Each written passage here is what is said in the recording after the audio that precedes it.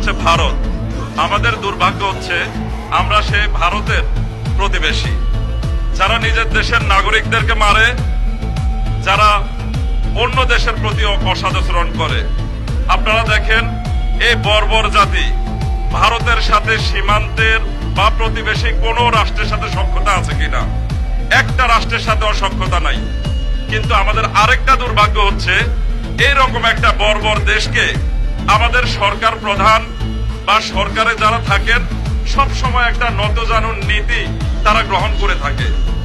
পশ্চিমবঙ্গে মানুষ মারছে, সংখ্যালঘু মারছে, মুসলিম মারছে, সবচেয়ে বড় কথা হচ্ছে মানুষকে হত্যা করা হচ্ছে। আমাদের স্বরাষ্ট্রমন্ত্রী ডিফেন্স নিচ্ছে, যেটা সেই দেশের সরকারও নেননি। আমাদের স্বরাষ্ট্রমন্ত্রী বলছেন এগুলো পুরনো ক্লিপ, নতুন কোন ক্লিপ আপনার চোখে পড়ে না? কেন ভারতের বিষয়ে আপনাকে ডিফেন্স নিতে হবে? কেন আপনি বলেন যে এগুলো পুরনো ক্লিপ? একটা প্রতিবাদ তো করেনি না।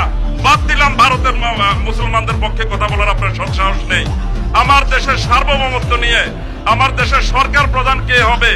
ভারতীয় জনতা পার্টির নেতা যখন বলে শেখ হাসিনাকে গ্রহণ করতে হবে, তাকে ফুলের শুভেচ্ছা দিয়ে তাকে বরণ করতে হবে, একটা লিখিত বক্তব্য বা প্রতিবাদ দিতে পারেন না। আপনাদের এত নতজানু নীতি কেন? আমরা বলবো আমাদের সরকার সব সময় সংবিধানে যাই থাকুক সংবিধানের দোহাই দেয় যে সংবিধানের সকল ক্ষমতার উৎস জনগণ। আদৌ তিনারা অন্তরে সেটা বিশ্বাস করেন না। তিনারা বিশ্বাস করেন সকল ক্ষমতার উৎস হচ্ছে ভারত, যেই কারণে ভারতের বিরুদ্ধে তারা একটু প্রতিবাদ করার সৎসাহস পায় না।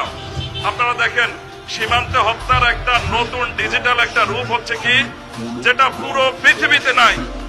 সীমান্তে তারা গুই সাপ, কুমির, বিভিন্ন বিষাক্ত সাপ এগুলো দিয়ে সীমান্তবর্তী অঞ্চলকে কতটা অনিরাপদ করে দিচ্ছে। আপনারা কি এখন পর্যন্ত জানেন? সরকারের পক্ষ থেকে একটা বিবৃতি দিয়েছে, একটা প্রতিবাদ করেছে।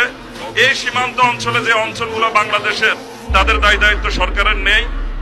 তাহলে কিসের তারা মুসলিকা দিয়ে ক্ষমতায় আসলে প্রতিবাদ করার সাহস পায় না? এটাও মনে রাখা দরকার, 24-এ যা ঘটেছে তা যেন পুনরায় না ঘটে। আপনাদের ক্ষমতা ভারতের হাতে নয়, বাংলাদেশের 18 কোটি মানুষের হাতে।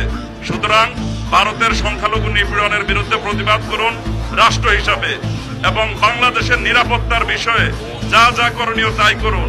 নচেত আবার যদি 24 ঘটে সেটা খুব ভালো হবে না, আর পুনরায় কারো উত্থান হবে না।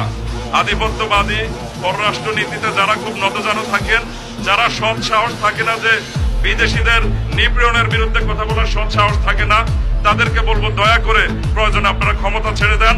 বাংলার মানুষ তাদের ভাগ্য নির্ধারণ করবে।